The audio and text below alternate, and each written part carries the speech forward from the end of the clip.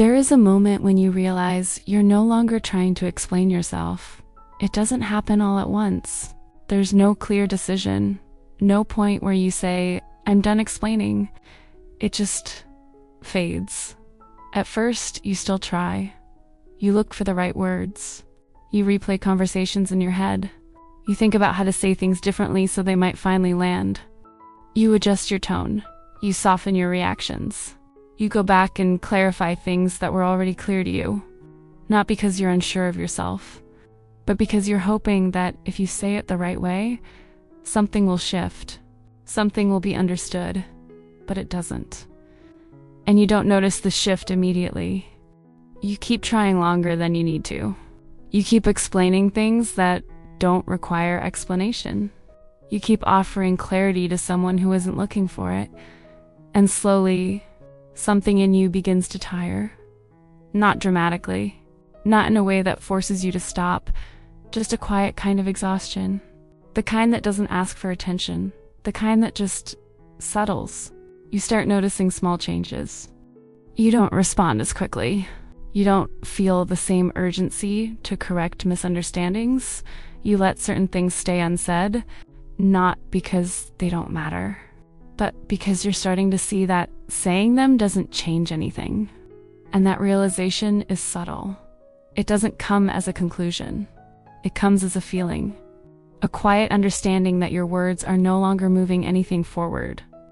They're not building connection. They're not creating clarity. They're just being placed into a space where they don't settle.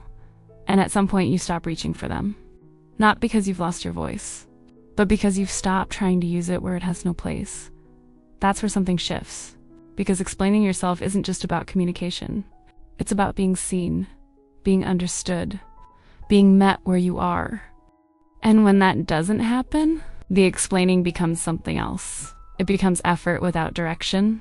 You start to notice that you're the only one adjusting, the only one clarifying, the only one trying to close the gap between what is felt and what is said. And that gap doesn't close. It just stays there. And the more you try to bridge it, the more you realize it was never yours to fix. That's the quiet part. The part where you understand something without needing to say it out loud. You see it in the way conversations circle back to the same place, in the way nothing changes no matter how clearly you express yourself, in the way your words begin to feel heavier, not because they carry more meaning, but because they have nowhere to go. And eventually, something in you stops. Not abruptly, just enough to notice that you're no longer leaning forward in the same way. You're not reaching. You're not correcting. You're not translating your feelings into simpler versions just so they might be received. You're just there. And that stillness feels unfamiliar at first, because you're used to movement, to trying, to adjusting. No, there's none of that. And it doesn't feel like relief right away. It feels like absence, like something you've been doing for so long has suddenly disappeared, and you're left in the space where it used to be, a space that once felt active, full, occupied by effort. Now, it's quiet, but not empty.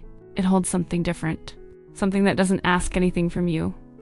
You begin to notice that you're not replaying things as often, not searching for better versions of what you already said, not wondering how it could have been received differently.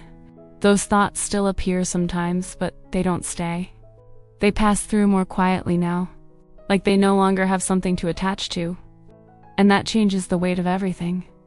Because before, every conversation felt unfinished. Every silence felt like something waiting to be filled. Now, it doesn't. Now the silence stays as it is, and you let it. Not because you're trying to prove something, not because you're holding back, but because there is nothing in you that feels the need to step into it anymore. And that's new. You begin to notice something else too. You don't even feel the same pull to go back and fix the moment. You don't feel the same need to reopen conversations that already showed you what they were. There is less revisiting, less circling. Things that once felt unresolved start to lose their urgency, not because they found closure, but because they no longer hold you in the same way. And that shift is quiet, almost unnoticeable at first. but it changes how you move through everything that follows. You begin to see that not everything needs to be explained to exist. Not everything needs to be understood by someone else to be valid. Some things just are, and they don't change depending on how well they are received. That realization doesn't come with relief.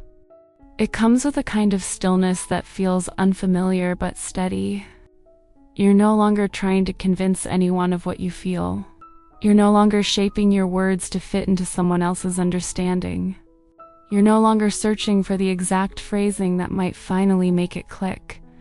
You're just letting things remain as they are, untranslated, unadjusted, unexplained. And in that, there is a different kind of distance. Not the kind that hurts, but the kind that separates you from the need to be heard in places that cannot hear you. The kind that doesn't push you away from yourself, but quietly brings you back to where you already are. And that's where letting go begins. Not in a dramatic ending, not in a final conversation, but in the quiet moment where you stop explaining, and nothing in you rushes to replace it.